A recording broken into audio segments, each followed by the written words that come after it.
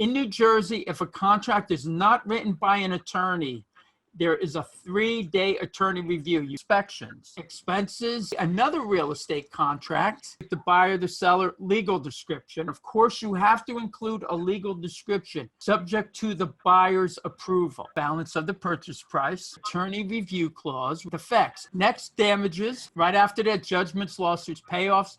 Then home equity lines of credit, permits, personal property and fixtures, physical condition inspection, and the property is to be vacant upon closing. Declarations, quality of title, and then transfer of ownership, risk of loss, of course. Next up is an option agreement.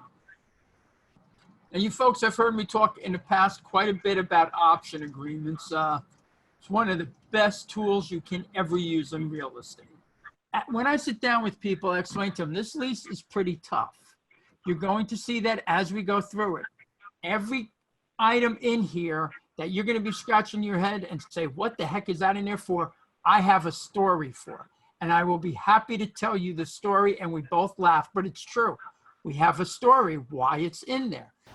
That was a little piece from our Monday webinar on understanding real estate contracts and forms. We went over different items like the contract to purchase, setting up options, and even rental agreements and tenant forms. And it's very important to understand what each item in your contracts means and how to explain them to your potential buyers, sellers, or tenants. Yeah, you could use some contract that you found online, but if you can't explain everything to the other party, you're gonna have a hard time getting them to sign confidently. And how do you know what that stuff means yourself?